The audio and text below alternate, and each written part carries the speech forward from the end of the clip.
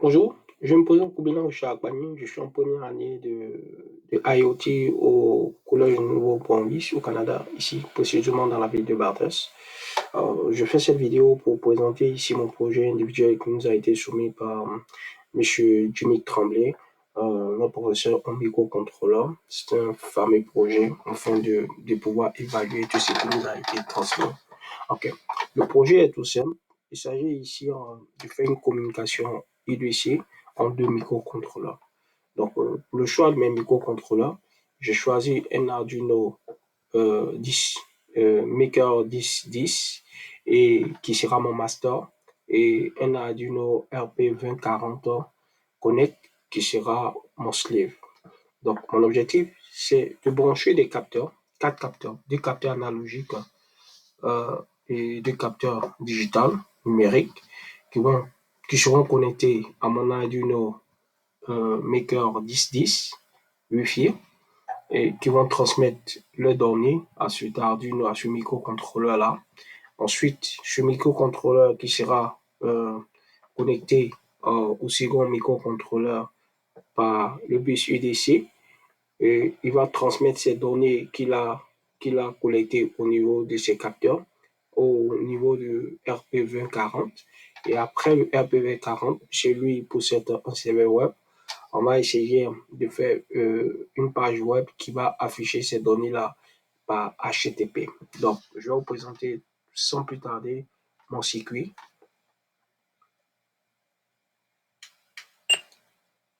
Voilà. Donc, comme je vous le disais tantôt, voilà, là, ici, en premier lieu, vous avez mon Maker 1010 et là, vous avez ici mon RP 2040. Donc, ici, vous avez mes quatre capteurs qui sont branchés. Voilà, donc, nous avons ici le capteur son, le capteur magnétique, le capteur touch sensor et ici, nous avons le capteur flame. Voilà, donc, une description de chaque capteur. Ici, le capteur sound sensor va nous permettre ici de pouvoir collecter ici des impulsions sonores en décimales.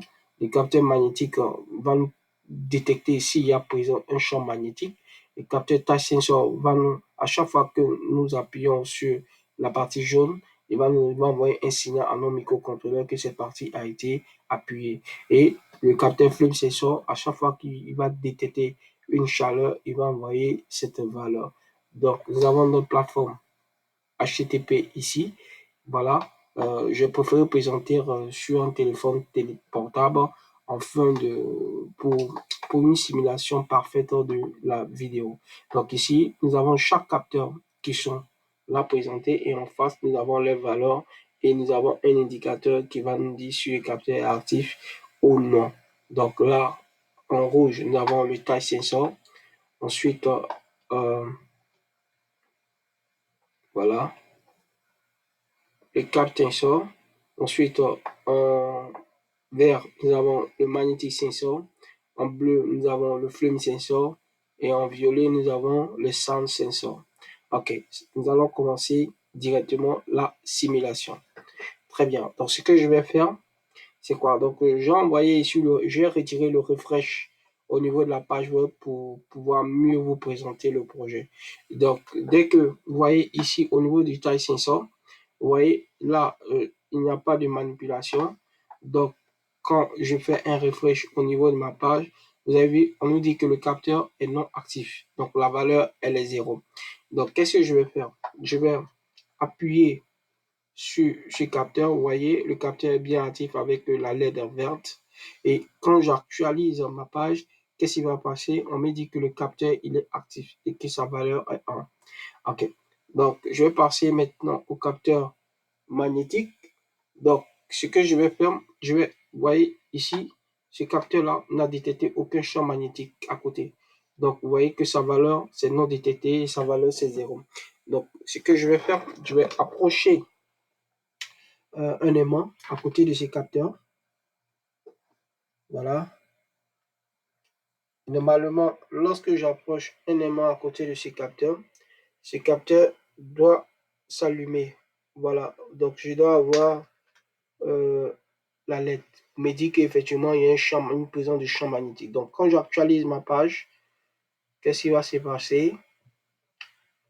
Quand j'actualise ma page, voilà ma page à actualiser, on nous dit qu'il a détecté un champ magnétique de valeur 1. Voilà, donc soit la valeur 1 ou 0. Ensuite, nous allons passer au flame sensor. Le flame sensor, voilà, donc ici dans ma chambre, il ne fait pas trop chaud.